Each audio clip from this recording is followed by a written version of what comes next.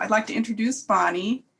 She's been fortunate that her passion for all things relating to books is also her profession. She's been the proprietor of the Windowpane Press, a letterpress printing and book art studio for over 40 years. At the same time, she's held full-time jobs in a commercial letterpress shop and a bindery working with Patrick Gray in his Los Angeles shop. After moving to Seattle, she worked as a handbook binder at Puget Bindery for nearly 20 years.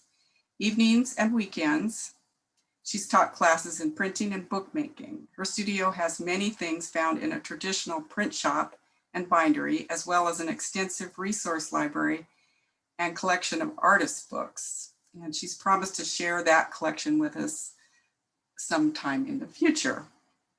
Work produced at the Windowpane Press reflects concerns about timeless and/or contemporary issues, offering challenging questions, provocative puns, and inspiration in the form of broadsides and artist books. These pieces are included in institutions and collections throughout the United States and in New Zealand, France, and England. We're so pleased to have Bonnie here today to take us on a tour of her studio and to share on some of her art books. Thank you, Bonnie. Okay, so unmute yourself, Bonnie. So first of all, thank you so much for inviting me to do this. I'm delighted because I think of the book arts community as my tribe, and I took the liberty of inviting friends and family, and it's so wonderful to see some faces I haven't seen in quite a long time. So I'm thrilled to have everybody join me today, and thank you so much. So I've taken some photographs of my studio, which is just a moment in time. And I have two rooms, which are, I consider one room my classroom, which is the room you're seeing, and the other my studio, which is where all the printing equipment is in. And I wish I owned stock in IKEA, because almost everything that has furnished my house and studio is from IKEA, including these metal top tables, of which there are 6. And around them, I have 10 stools. So this is the room I use as my classroom.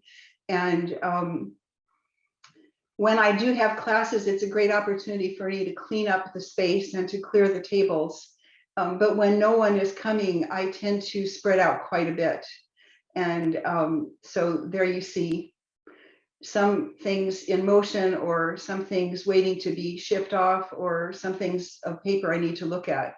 And on that wall, you see 2 metal plates, which are magnetic. So Dorothy and Lynn expressed real interest in that when we were doing a practice video. So this is just my bulletin board, and I switch it up from time to time, but I write notes to myself. I have a little bit of inspiration up there, and things I want to kind of keep in mind, or things I like to keep in mind. So that's the look of my classroom, and let's see what we're going to see next. So also in the classroom, along my window wall, I have book presses, and again, IKEA cabinets, which are full of archived small books, artist books, that I either have as a collection by other people, or work that was done while I was at the Women's Building as the studio director in Los Angeles quite a while ago, and has some of my archives. But these shallow drawers are great because you can't stack too many things in them, so you can see what's in them. I also just got a Cricut maker, and it's sitting there it's sitting right there. I've done a couple small projects on it. You can do die cutting, so that's kind of what I intend to do with that little new machine that I've gotten as a toy mostly. In the corner along that same wall, I have my collection of book cloths, which don't fit in drawers. These are still on rolls. This is just where I stash things.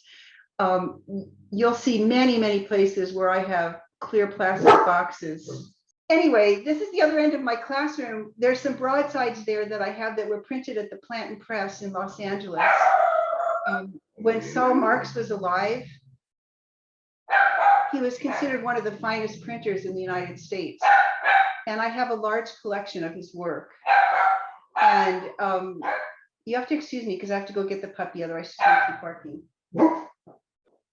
Okay, this is Annie.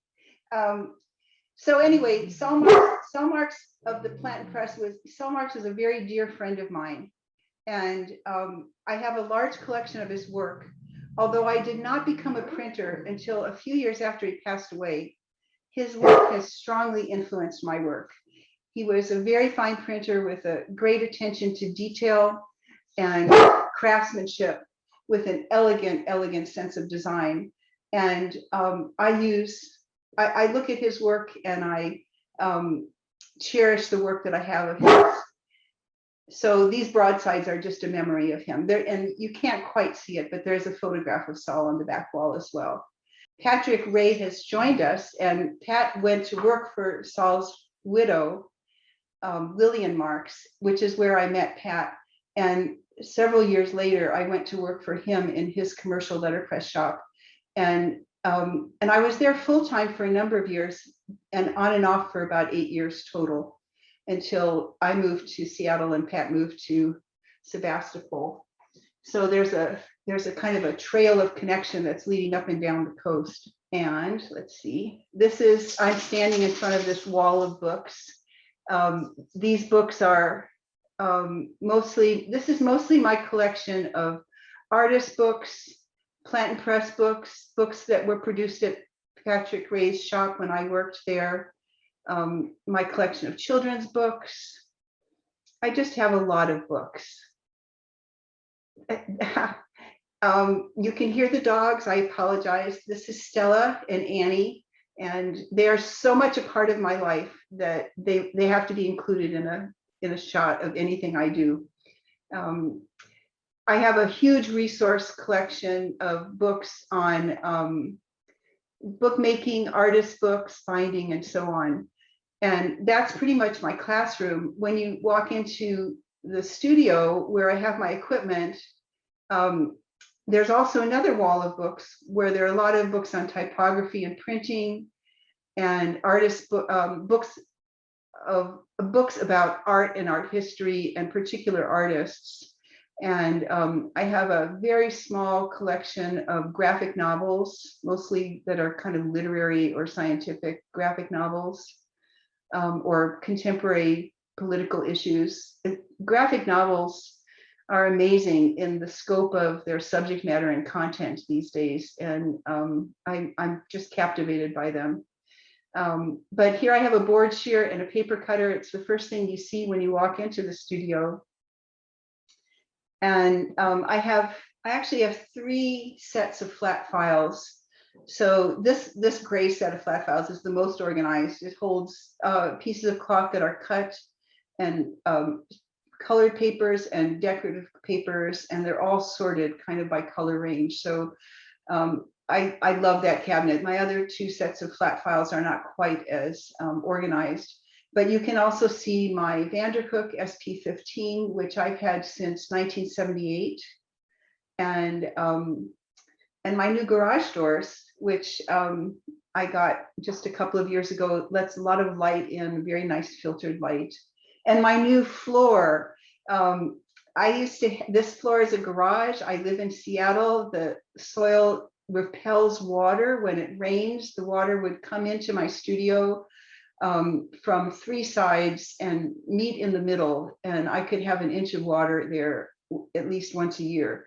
So the year before last, I actually had trenches built on the interior 3 walls, and the trenches were dug, pipes were laid, and we've had some heavy rains and no water in my studio, which is just brilliant. And then I have lots of plastic boxes that hold my equipment and supplies. You could ask me to teach a workshop for 50 people tomorrow, and I could easily do it because my supplies are readily accessible. my tools and materials are all plainly seen. I have a lot of stuff because I've been teaching for so many years. They're just stacked everywhere, these boxes, but I can see what I've got all the time. You'll see this book that I will show you. This is handset type. I was able to buy a case of type from Michael and Winifred Bixler on the East Coast, and it was a real pleasure to be able to set with brand new type. It's just a whole other ballgame when you have new type instead of all the old type I have in my cases. And this is the Gettysburg Address, which is a book I recently printed for Jody Fenton for her next book project. And I will show you some completed pages from that book. And I have stamping equipment. So this is my quick print. And I have some stamping wheels. I have to admit in full disclosure that I am a terrible hand stamper in the realm of fine binding. I'm just a novice. I'm really good at what I do, but fine binding is just going to take a lifetime for me to gain those skills. But I'm lucky enough to have just acquired some beautiful pieces of, or beautiful examples of stamping wheels. And so they're nicely displayed. I do have lots of type, and there's my first printing press, which I bought in 1978. It's called a pilot press. And the man I bought it from, I think he saw the neon red letters on my forehead that said beginner. And so he, I bought the press for very little money, but for 2 or 3 times that, I had to pay for bolts to be specially made so that the press could actually operate. So, so he saw sucker written on my face and took advantage of me. But there we go. It was a good press while it lasted. Here are my stamping wheels, but also you can see just this extensive collection of what we would call dingbats and sorts. And these come from Jules Remedios Fay, who got them from Byron Scott. And so having lived now in Seattle for about 25 years, more than 25 years, I continue this legacy of connecting with printers who had been up here for decades as well. And I've inherited or purchased their equipment. And this is more of my type. Having to redo my studio, there's my new case, my case of new type. In having to redo the studio by getting it trenched and laying a new floor, I got all of these type cabinets up on wheels, and they're so heavy now, they've really kind of sunk into the new linoleum, so they're not moving anywhere. But I actually moved all this stuff myself after the floors were laid. It's really heavy, and I don't recommend it, and I'm not going to do it ever again. But they're up off of the floors also in case it was still going to rain and get water in there, but now I trust it. So I've got some wood type. One never has enough wood type, and one never has enough of the right kind of wood type, but I do have a couple cases of it. My license plate in California is the same that I now have in Seattle, and it's also my email address, Inked Art. So that's just a little leftover from long ago. And just more of the studio, a hand-carved linoleum block in the background. Let's see, go ahead. This is my 10 by 15 Chandler and Price. It's a beautiful press. I got it from UCLA when UCLA was having to empty Powell Library in order to earthquake proof it in 1992 or 93. And I got this and another press, which I've since sold, but this comes from the School of Library Science, as it was then called, at UCLA, and it was in the basement of Powell Library, which is named after Lawrence Clark Powell. I use record holders. These are old record holders. Maybe you guys had them when you were kids, but I use these when I'm printing cards, and I might worry that they're offset, the ink is offset from one to the other, and I could just stack things in there. One of the things I love about these bookcases from IKEA is they come, I got glass panels for them, and those glass panels come with the option of putting these white or black facings on the glass. And so I could hide in the bottoms of my bookcases in the studio all the paper that I have stacked away. Well, it's not even all the paper I have stacked away, but lots of paper. These are my children when my daughter was 10 and my son was a baby. And so they're always in my studio. And that photograph is of Marjorie Hellman. Some of you might have known her or remember her, but Marjorie came to my studio for a period of about 16 years and produced work, beautiful, beautiful work. And I was very privileged for her to use my studio and more than privileged to be her friend. So she's always with me as well. There's my Vandercook. It's got lots of equipment stored on the bottom. It's always ready to use. Here my drawers of colored papers, and everything's very organized in there. I print from lots of different surfaces. So I took a class from Glenn Fleischman at School of Visual Concepts on how to use a Glowforge laser cutting machine. And I always love the image of an origami crane representing peace and hope. And so that's what we had cut out that day and printed from. I print, oops, there's more decorative paper. I love that cabinet and how organized it is.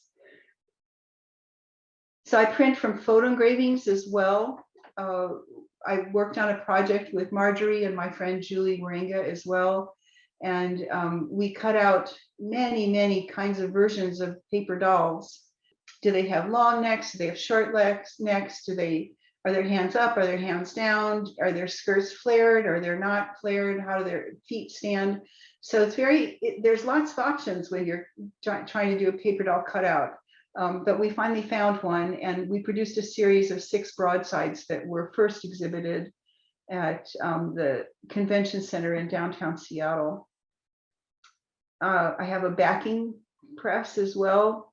And then this is my Cricut Maker. Here's some more paper doll cutout versions. My Cricut Maker was able to cut these out. I tried to get it to cut out in plastic, but that took many hours and not very successfully. So these are layered pieces of paper and then mounted on boards so that I could print letterpress with them. This is what my presses are usually covered up so that they can not acquire lots and lots of dust. A hand carved linoleum block I've done, and back to the classroom where you can take classes from me. And I think that's it. And great, thanks, Bonnie. Does anyone have any questions or comments? Yeah, well, let's see. They're not a lot. I was asking about which I thought you said Cricut, your Cricut cutter. And Yeah. Some people have answered, but tell us how you use that. Well, Rebecca Chanley is here with us, and my dear, darling, talented friend.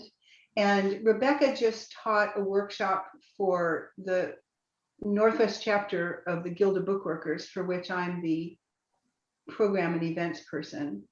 But she's taught this workshop a number of times. It's called Print from Home. And Cricut Maker is not one of the machines that she used, but we've been talking about how she has evolved with creating opportunities for her students to work remotely. So she's explored the possibility of these small, what they're called craft presses. And I, for one, bought one that's called Bira, B-I-R-A, and mine is a 6-inch. Some people are getting 9 inches. But in the course of talking about things like this, Rebecca had talked about a Cricut Maker, and it's a die cutting machine that's a little pricier than some of these smaller craft presses. And many people use them for paper crafting, like cards and pop-ups, or cutting fabric for quilts. And my intention is to be able to cut out paper shapes that I can use as stencils or for printing on the press as pressure printing. And also for maybe making windows of different and odd shapes for binding, or cutting out inlays and onlays for either cloth or leather. So the Cricut Maker is a die cutting machine that can cut fabric, paper, can cut plastics and vinyls, supposedly can cut balsa wood. Now that I've got one, I can see that for it to cut anything that's a really thick material is sort of painfully slow. So I'm not sure I'm happy about that, but yeah, it's going to be a useful addition to my image making repertoire, Yeah. as it were. Yeah. Oh, And great. it's spelled Cricut, Cricut Maker. Right. Now, see, I thought it was like the insect. Yeah, no, I don't know why they came up with that name, but there you go. It's cute, I guess. Okay, and then yeah, people are Karen Phillips said, so fun to see your studio improvements. Karen and I went to grade school and high school. Oh, isn't that wonderful? Yeah. Okay, and there's some back and forth about laser cutters, and Suze Wolf said that Glowforge is the only hobby laser she's aware of. So yeah, well, while the Cricut Maker was several $100s, the laser cutters go into the thousands, and I just, I'm not in a position to sort of make that investment. And part of the thing too is that you have to have more skills than I have at present on translating images on a computer to talk to another machine. And so I'm so far behind catching the train to learn digital programs, but you have to be able to tell your computer that it has an image that can talk to the Cricut Maker. And the same with Glowforge and all the other laser cutters. And for some people that comes very easily because they're very comfortable with all the design programs, but it's more challenging. Rebecca has, a laser cutter at home, and she's so skilled at all things computer as well as all things letterpress and binding. So if you have any questions, really ask Rebecca. okay. This is going to be a real, I meant to count how many books I've done, but probably, at least probably over 50. I've never really actually counted, but I learned letterpress printing at the Women's Building, and it was, I started taking classes there in 1978, and it was a place where a lot of people who were radical lesbian feminists were creating artwork and using a studio to explode their voices into the world. And I wanted to learn letterpress printing, which I did from Susan King at the Women's Building. And at the time I was a paralegal, but I had already bought myself a small printing press. And from Patrick Ray, I got a type cabinet that he had had since he was about 12 or 13. And then I needed to learn how to print. So I went to the Women's Building to learn how to print. And it was an empowering place for me because I learned I learned a skill that became my lifetime passion. But the women there were creating works of art that made me realize that you could say things in a different way that had real impact. And so I'm going to show you this book by a friend of mine, Sherry Galkey, who's still working, an important artist, but it's an example of how I was introduced to the world of artist books. This is a book about Chinese foot binding, and she has wrapped it in the gauze that they would have wrapped young girls' feet. And she talks about, she juxtaposes the text of how to create a bonsai and trim its roots with how one created bound feet. And in order to actually have a bound foot, you had to break their toes over time. And it was by the time Mao Zedong came into power and said, we're not going to bind women's feet, the women whose feet were bound could no longer be unbound because it was too painful. This is what their foot would have looked like. And I thought this was an immensely powerful way to present what that experience was like for women. So, so I was very influenced by this book and by the other books that were being produced at the Women's Building by others. As I was learning printing, I was also being influenced. At the same time, I never left the Women's Building. I started taking classes there, and then I took them so many times I just became Susan King's assistant. And then she left and I became the studio director. And so I never left the Women's Building once I took a class there. Sherry and I began to collaborate on a number of books, and most of the work I'm going to show you is a result of collaboration. So I play really well with others, and this was a result of an exhibition that was at the Museum of Contemporary Art in Los Angeles, where Betty Saar created 3 installations based on the life of Zora Neale Hurston. And there was also a play written by a young woman whose name I've forgotten, but she created a play based on the life of Zora Neale Hurston. And to go along with that opportunity to have an exhibition, a theatrical presentation, the museum also wanted to have an artist book as a 3rd piece of the puzzle. So Sherry and I devised, I mostly designed this book. Sherry was kind of the PR person, but we had all of these pieces that were based on sketches from Betty Saar that were her installation drawings and quotes from Zora Neale Hurston. And we produced this book in an edition of 500, which the Museum of Contemporary Art sold out in about 3 months. So it went like hotcakes. And the whole exhibition was called Sanctified. So now I will jump. That was Los Angeles. I moved to Seattle around I arrived here Halloween of 1993. And after I moved into this house in 94, I immediately started teaching classes. I had been teaching classes in Los Angeles quite a bit. And I found that this space was just made perfectly for me to have classes here. And Marjorie Hellman came to take some of my earliest classes. And she had been studied in Japan with traditional Japanese woodblock printing. She was a paper maker. She was a rare book conservator. She was a weaver. She had cast bronze bells. I'm probably forgetting some of the other artistic avenues that she explored. But somehow or other, when she learned letterpress printing, it was sort of a concatenation of wonderful events coming together.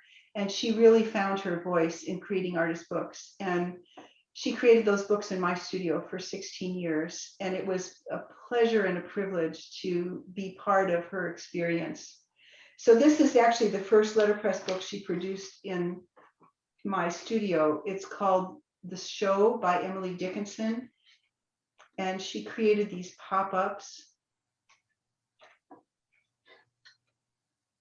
of this very brief poem, all handset type.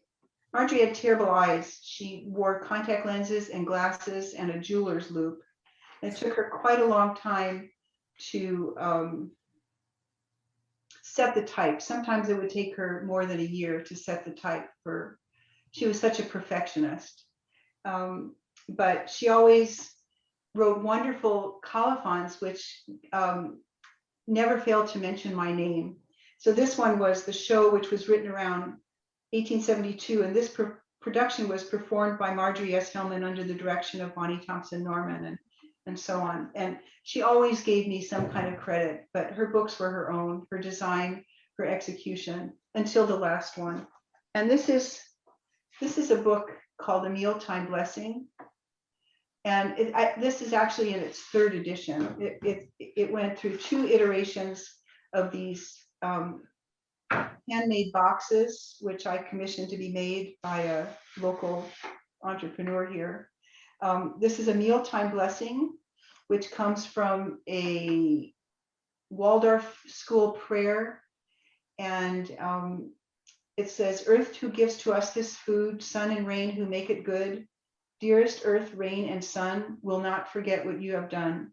Blessings on this meal." And I learned this from my friend Jill Littlewood. But it was also important to me that when we sit down for a meal, we understand that our food just does not magically come from the grocery store, but it's actually produced by workers who are in the field. And the Los Angeles Times, sometime in the late 80s, early 90s, had done an article about the conditions under which migrant farm workers lived. And so this wrapper that holds the book is a detail of part of the text from that article, because we don't just get our food from the rain and the sun and the earth. And I wanted that to be very much a part of the blessing of this meal. So that's a mealtime blessing. And the third edition of this book is in paper wrappers without a wooden box. And also it's printed on chipboard. It's sort of the less expensive version of this book, but I still have copies of that for sale. This is one of the first collaborative books we did at my workshop here. It's called Word House. And I like collaboration. I think it enhances the ideas and the notions I have about the books I'm going to make. But I don't know if you can see this. I'll lay it on its side like this. But this, the structure is based on something that Daniel Kelm has gone around the country teaching, and I invited him to teach a class at the Armory Center for the Arts, which is where the Women's Building Studio moved. And I continued there as studio director for quite a while. But this book structure, I've used this structure many times because it's easy to put together and easy to teach. And you can make you can make quite a bit of sculptural images from that. So this one's called There's No Place Like Home, or this one's called Word House. So instead of being a birdhouse, it's a word house. And then I'll just quickly show other collaborative books. So this one's called Better Than Gold. And it actually opens up to where it can stand to more than 20 feet. But it's this continuous phrase or a series of quotes about friendship. Because there's while I never was a brownie or a Girl Scout, there's a little ditty that says, "Make new friends, but keep the old. One is silver, the other is gold." And so these are quotes about friends. And one of the things you have to know is the books I'm showing you that were collaboration were produced in a workshop that was 2 days, 8 hours each day. And people would come to the workshop. I would give them the content and the notion of what my book would look like, but we had to then create the text, which comes from this wall of books behind me, has about 4 shelves of books on quotes. So we would create the text by finding quotes that would fit the idea. So they're very much collaborations. This is another one. I'm very pleased with this one because I think I figured out how to create a Jacob's Ladder as a paper Jacob's Ladder. And Elisa Golden, in one of her books on artist books, gives me credit for having come up with this. But for this text, we used the words from the Bible about to everything there is a season, a time, to every purpose under heaven. And we called it Turn, Turn, Turn, because this is a Jacob's Ladder and you can turn from one side to the next. So that was one class. This class was an alphabet book, which we decorated with rubber stamps. And you can see it's something of a puzzle, except that when you open it up, it just unfolds. so that it's actually just two pieces of paper that are crossed with one another. So it's a very, very simple book structure. We printed it in one color and then used rubber stamps. And this one's called 26 Letters, an alphabet book. And so this image would be J for jump and B for boy, and T for tweezers. And then to put it together, you kind of have to play with it a little bit. To put it together, you just kind of alternate by rotating the panels so that they kind of lock with one another. But really, it's just two strips of paper put together. It says 26 letters, more or less. And one of the great things about having an open studio is that people come to take classes from me, and many people who take classes from me become my friends because, you know, you're paying me to teach you something I love to do anyway. And if you come over and over again, you become very dear friends. And one of my good friends is Julie Waringa, who wrote this story about a man and his dog. And she set the type for this. She hand drew each page after it was printed. And then she bound the book. And it's just a charming story about a man and a dog taking a walk. And after she did this with colored pencils, she did some copies where she, let's see, where she hand painted them with watercolors, which makes it even more beautiful book. And Julie's done a number of books over the years, nothing recently because of the pandemic and because she's really busy. But I just wanted to show you some of her work as well. This book, A Primer for Democracy, has been a bestseller for years. It's based on a construction that is just one of these things that you interlock. And so it becomes this very sort of wobbly structure of interlocking pieces. Every letter of the alphabet has something on it that represents my version of democracy: amendment, activism, bravery, belief, ballot, citizenship, courage, constitution, civil rights, censorship, and so on. So this is a book that's still available and for sale, although I think don't have very many copies, but it's been exhibited quite a bit and it still is clearly very relevant. I mentioned that I work for Pat Ray and that Saul Marx was a big influence of my work, even though I became a printer after Saul died. But this is a bibliography that was eventually produced of Saul Marx's work, and Pat printed the edition, which is beautifully printed, of course, because he's a master printer. So I don't know if you can see this, but I was very privileged that Pat asked me to bind the special copies for this book. There were 26 lettered copies, and so I created a binding for this book, created a clamshell box, and in it were some samples of Saul's original pieces of ephemera. So that was really quite a meaningful project for me to work on. I'm not sure how much more time we have. I don't want to take up too much time. I'm very fond of this palm leaf books. Bonnie, we can go another, I don't know, 5 minutes or so. Okay. I'm very fond of this palm leaf book structure. And so I did it again. I've done it more than once. This is a quote from Mahatma Gandhi: "We must be the change we wish to see in the world." And here are some of the we call them the girls. I've used these girls more than once in my work. I did a project on called the Al Mutanabi Street Project, A number of people were killed in a bombing on the street called the Street of Booksellers.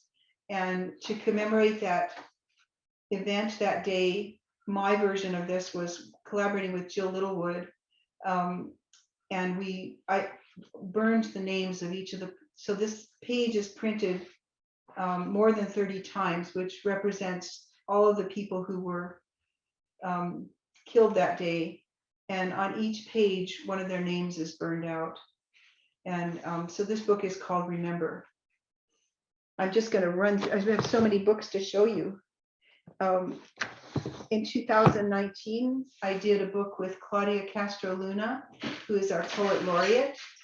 And she wrote this beautiful poem about the Columbia River. It opens to more than 6 feet. So I can't open it and show it to you all, but I bound the special edition of this book in 100 copies. And I will jump from that to the current projects. So this is one of the latest books I've done. It's called Which Side Are You On? And every copy is unique because I used up all the paper scraps and boards and cloth that I had that would fit this project. But this is at the time that that past president was putting children in cages. And I wanted to know which side of the issue you stood on. And so there are quotes from Emma Lazarus, from George Washington. He said, "I'd always hoped that this land might become a safe and agreeable asylum to the virtuous and persecuted part of mankind, to whatever nation they might belong." And Franklin Delano Roosevelt said, remember always that all of us, and you and I especially, are descended from immigrants and revolutionists. So this book, this has been my latest book. I'm very pleased about this, and it's almost sold out, actually. The last 2 books I'll show you are work by my friend Jody Fenton. And Jody is now retired from her work as a librarian at Seattle Public Library for over 30 years. And I think I can take pride in saying that I'm the one who introduced Jody to Don Glaister, who's been her mentor and teacher in studying fine binding. And Jody's an artist in her own right, and has just taken off with this combination of creating her own work of art with fine binding and with letterpress printing. And so her first book that she and I did together was called The Second Coming Again by William Butler Yeats. And in this book, I wish I could show you every single page, but Jody painted every page and then bound this book with a blank page in between each line, so that you got to really experience the impact of William Butler Yeats's work as he was talking about an impending war. So he's the lines, this page goes with the lines, "Things fall apart, the center cannot hold." And this is "And what rough beast, its hour come round at last, slouches toward Bethlehem to be born." So her pages are incredibly expressive and just give real visceral emotion to the lines that William Butler Yeats wrote. And just in the last couple of weeks, I've also printed with Jody a book she's working on called The Gettysburg Address, and it's by Abraham Lincoln. Jody went to Gettysburg National Monument, the Gettysburg Park, and collected leaves. And Rebecca Chamley has created some pages, which we also call leaves of books, that Rebecca used her nature dyeing from, and incorporating that image of using the leaves from Gettysburg. Again, Jody has created painted pages, and this book is called Turning Point. And so here's the title page. I just printed this like a couple of days ago, actually. So this is the title page, and here you see 77 years ago. Sorry if I can't quite get these in focus, but just the beautiful subtlety of the emotion roiling on a battlefield. This page says that from these honored dead, we take increased devotion to that cause for which they here gave their last full measure of devotion. That we here highly resolve that these dead shall not have died in vain. So what Jody has created are these painted pages on which I do letterpress printing. And again, it's nothing but a privilege to be part of a collaboration where that has so much emotional impact. So there we go. I have lots of books I could show you. The one last thing I'll show you is at one point I was going to do a workshop for Puget Sound book artists on clamshell, making a book and doing a clamshell box. So one of these days when it's safe to come back in the studio, I will do a weekend class where I show people. I don't know if this Puget Sound book artist class was going to be one day bookbinding and the next day box making, but I was just going to show you examples of what our clamshell boxes could look like if you could only come to the studio to take a class. So there we go. Well, thank you, Bonnie. That was so wonderful. Thank you. Yeah. So, let's see, there was a question about the accordion fold type book, and somebody answered that that was a palm leaf binding. yeah. So one of the things about making books as collaboration is you have to think about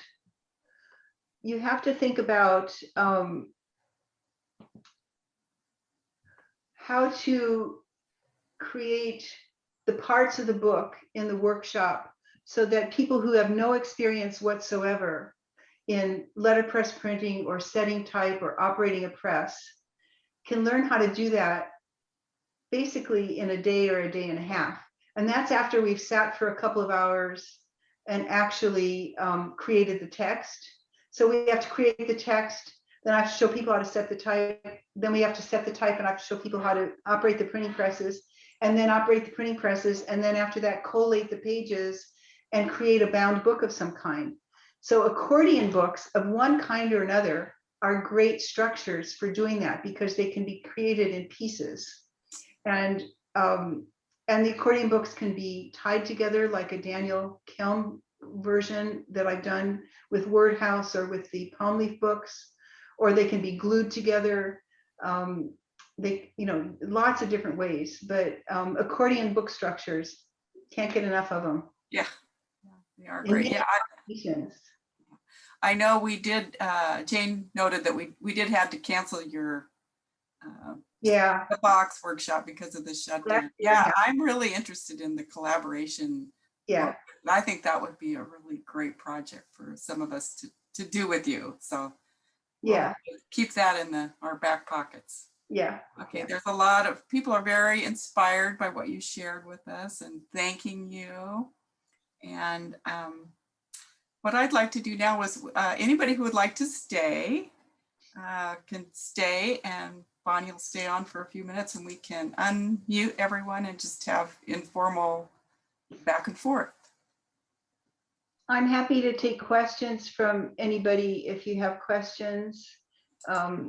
We can go to gallery view so we can see everybody. Yeah, and you can unmute yourself if you want to ask a question. Yeah. I just want to say, Bonnie, it's great to see your facilities. It's so beautifully put together. And I have been in there, but not really, maybe since the floor, but it's really a pleasure to see all of it come together like that.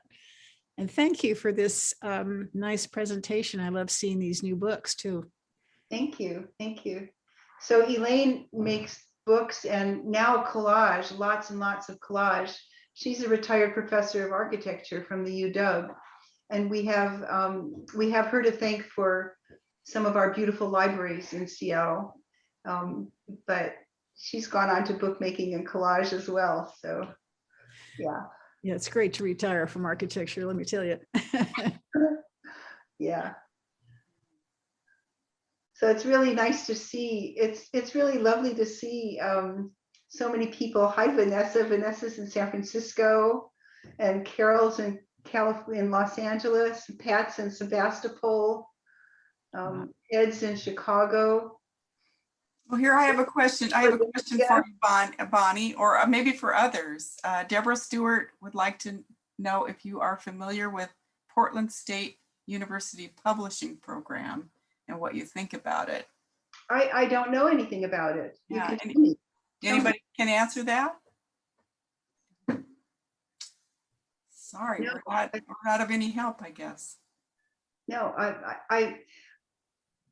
I know there's a small press association, and there are organizations that do zines, and there are lots and lots of organizations. The few organizations I've belonged to have been the Guild of Bookworkers, in the past, the Book Club of Washington, the Book Arts Guild. Puget Sound Book Artists actually is one of my favorite organizations, because you guys are so organized and proactive and responsive. I really love you guys. And but I'm not necessarily, I can't sustain membership and everything, especially nowadays. Yeah. So so I limit to what I'm interested in, and I'm easily distracted, as we all are, and easily find new things to look at and new things to go down a rabbit hole. But yeah. Okay, here's another question. Lucia Harrison would like to know, what are your thoughts about weaving words and images? Weaving words and images. Is that the workshop that you guys have been offering? Lucia, do you want to ask that question? Lucia, come talk to me.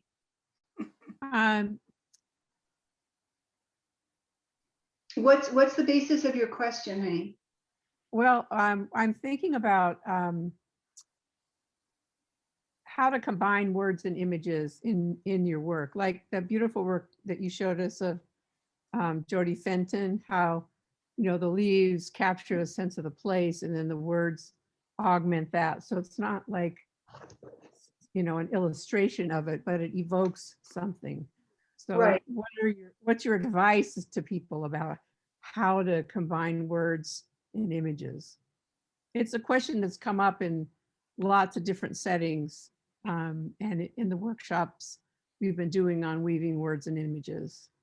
Well, I think, I can't answer for Jody, but she is an artist, and so she is painting her papers, and she has actually the words on her table protected by a piece of mylar or something, and she's painting her papers over those words. So she is looking at the words and responding to the words as she makes each and every painting. So every copy of her book is unique because every copy has a unique page. When I'm creating images for my work, it's much more pedestrian and mundane, because I actually think of myself as a craftsperson and a binder and a printer, but I don't think of myself as an artist. I can't draw, and I can't, it's a tension that, look at Mari Eckstein-Gower's work. I mean, she's got pages that are just filled with beautiful artwork. And so when I'm creating artwork, I'm dependent on looking at something else and adapting it to what I'm capable of doing. And so when I'm weaving words and images together, I'm trying to find an image I can actually create by linoleum cut or by photo engraving, or in this book, I don't know if, let's see, I'll hold it up like this. I don't know if you can see it. In this book, I've created these very faint images of tangram figures. And because it was something that we could do, in a 2-day workshop, that we could create the images, we could print them and we could interweave the type with them. This book is called Vital Signs. And you can see that vital signs can be both a heartbeat, your pulse, respiration, and temperature, but it's also called guideposts for life's journeys and adventures. And so this page, for instance, is called Stop. And it says, stop blaming others and take responsibility. And the other one is listen. If we care to listen, we can always hear. So my version of creating words and images together is to find something that I can create myself in my own version of how I can create an image and appropriate it to letterpress printing in some way, shape, or form. So some people can be much more expressive because they have that artistic talent. And when I'm weaving words together with images, I'm trying to support the text probably more literally than someone like Jody, because Jody has that well of expression in her work. And I'm probably more literal in some of my work. So I think it's a spectrum. It's a spectrum. All right, we're going back to a question, Deborah Stewart. She still has an interest in degree programs, probably for book arts. Any recommendations? That could come from you, Bonnie, or anyone on the call. I think you have to go far afield. Mills College, Otis College of Art and Design, Scripps College doesn't have a degree program, but they have a letterpress program. University of Iowa has letterpress and book arts there. I don't know. I think Philadelphia, maybe Karen Leitner can say something, but Haiti Kyle used to teach in Philadelphia, and I'm not sure, the Philadelphia College of the Arts or something. I'm not sure what the name of it is, but it's the University of the Arts now. Yeah, University of the Arts. Yeah. And so, I mean, and then there's American Academy of Bookbinding, and there's North Bennett Street School. But my goodness, you know, all you'd have to do is Google book arts programs or bookbinding programs or letterpress in Smith College, everywhere, University of Alabama. None of which I've taken. I mean, I'm not a graduate of a university, so. All right, thank you. All right, well, thanks everyone for coming. And thank you so much, Bonnie. That was just wonderful. Oh, it's delightful to see you all. Thank you so much for coming. Yeah.